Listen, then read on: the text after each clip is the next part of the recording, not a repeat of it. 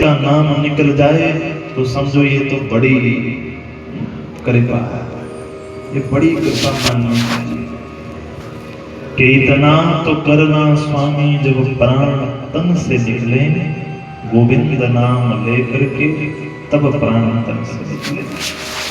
अंतिम समय में नारायण नारायण पुकारा के भगवान नारायण ने अपने पार्षदों को भेजा, जाओ कोई अंतिम समय में मुझे पुकार रहा है, जाकर के उसकी रक्षा करो। भगवान के पार्षद आए और यमदूतों से कहने लगे, हे यमदूतों, तुम इस अजामिल को हाथ नहीं लगा सकते क्योंकि इसने अंतिम समय में नारायण नाम जपा है। इस नाम के प्रभाव से ये यमपुरी नहीं, ये भगवान के धाम जाएगा। अच्छा, एक और खड़े हैं यमदूत, एक और खड़े भगवान के पार्षद और बीच में खड़ा अजामिल। अब अजामिल बीच में खड़ा होकर के उन सबकी बातें सुन रहा है।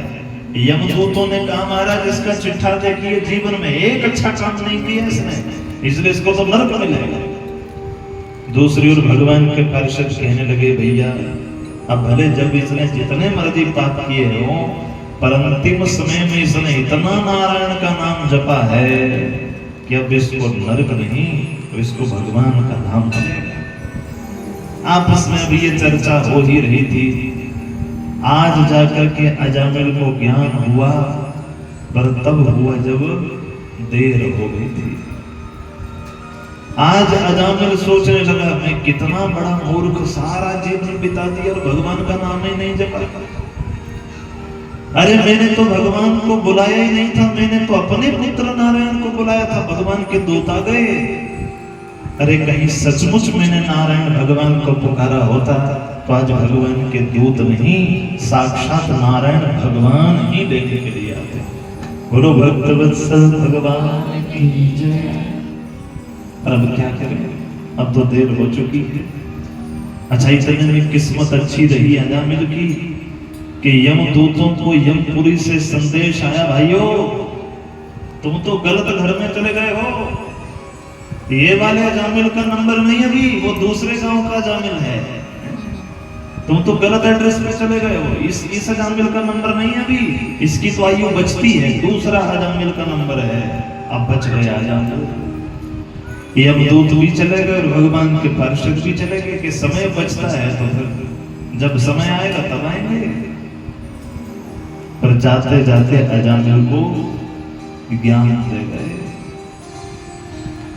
शुभदेव जी कहते हैं, राजनव जितना समय बचा था अजामिल का, अजामिल हिमालय पर्वत के ऊपर जाकर के इसी नारायण नाम का अजामिल ने इतना जप किया, जितना जीवन बचता था वो सब अर्पण कर दिया भगवान के चरणों में। इतना नाम जपा, इतना नाम जपा भगवान नारायण का कि इस नारायण नाम के जप से जब ये नारायण नाम की भक्ति की ज्वाला भीतर भड़कने लगी तो पूर्व में किए गए जितने पाप ताप संताप थे वो सब जलकर भस्म हो गए। और अब की बार जब अजामिल को जाने का समय आया तो अब भगवान श्री हरि नारायण ही अजामिल को लेकर अपने धाम गए। बोलो नारायण भगवान की जय। सुखदेव जी कहने लगे, राजन इतनी बड़ी ताकत है भगवान के नाम में। कई बार हम सोचते हैं एक बार बोला हरे कृष्णा क्या होगा, कथा के बाद हम कहते हैं बोलो हरे कृष्णा, तो उस समय कुछ बोलते हैं कुछ नहीं भी बोलते हैं। पर एक बार हरे कृष्ण बोलना, एक बार नारायण बोलना, एक बार राधा शब्द बोलने की कीमत क्या होती है वो अजामिल की कथा तुम्हें सिखाती है। बोलो नारायण भगवान की जय। इसलिए उसी पावन नाम का आश्रय लेकर के आओ अजामिल की तरह हम भी भगवान नारायण को पुकारें। मिल करके कहना, श्रीमन नारायण नारायण नारायण, श्रीमन नारायण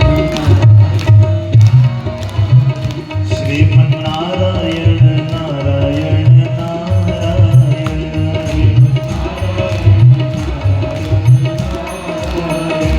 श्रीमन्नारायण नारायण नारायण सब गाइए। श्रीमन्नारायण नारायण नारायण भजमन नारायण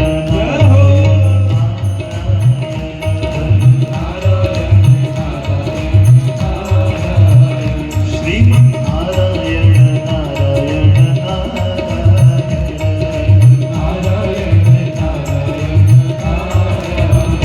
भजमन नारायण नारायण नारायण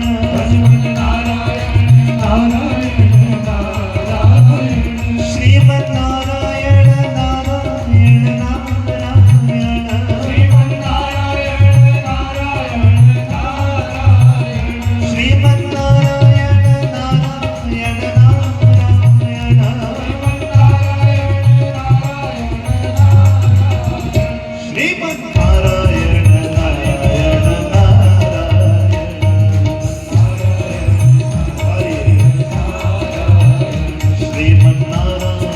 नारायण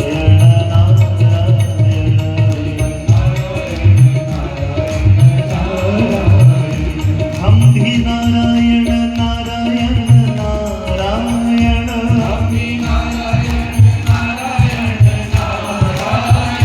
हम भी नारायण नारायण नारायण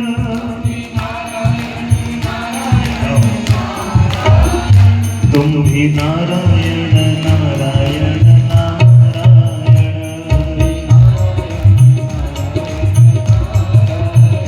तुम भी नारायण नारायण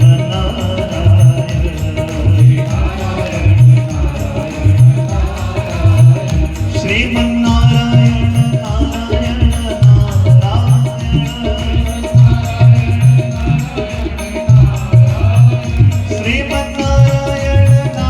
श्रीमन्नारायण नारायण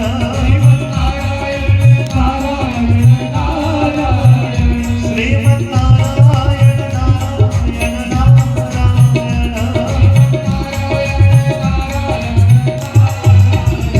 भगवान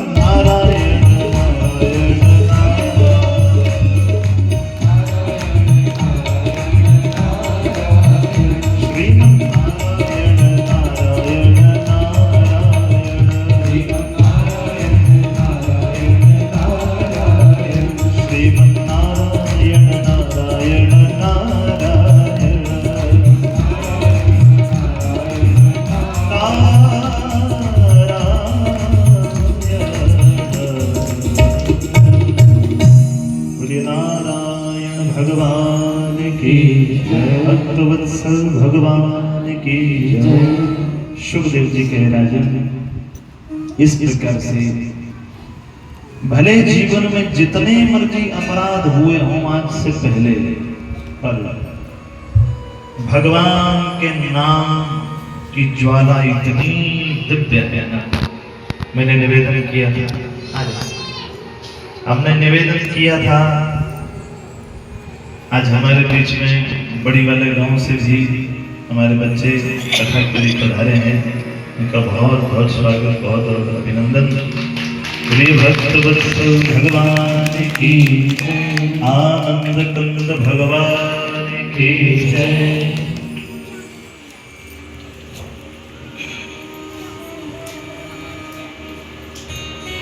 सुखदेव जी कहते हैं राजन,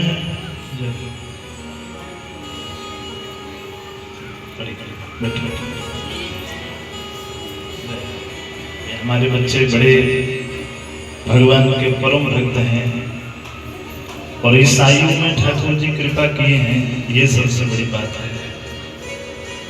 जिस आयु में बच्चों के ऊपर ना जाने कौन कौन सी चीजों का भूत सवार है, उसी आयु में यदि भगवान अपने चरणों में लगा देते हैं तो भगवान की बड़ी कृपा समझनी चाहिए।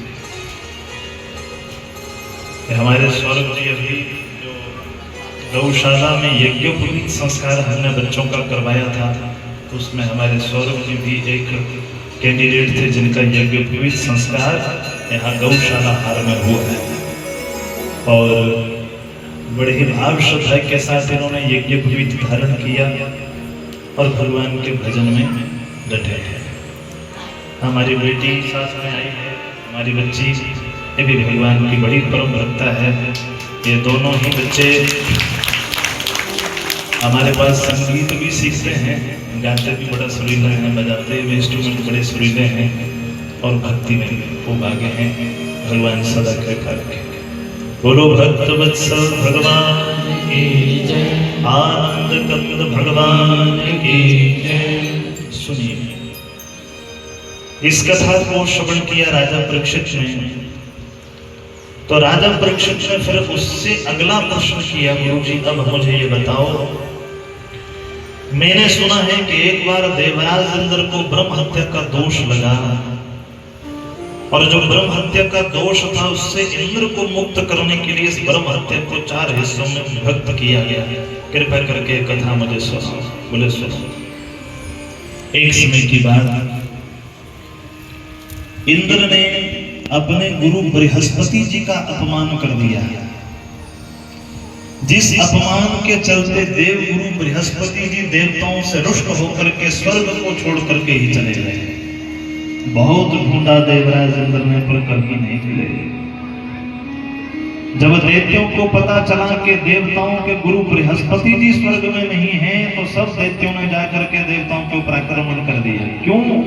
क्योंकि दैत्य जानते हैं जितनी बार देवासुर संग्राम होता था, युद्ध होता था, उस युद्ध में जो देवता मूर्छित हो जाते थे उनको बृहस्पति जी मृत संजीवनी मंत्र के द्वारा अभिमंत्रित कर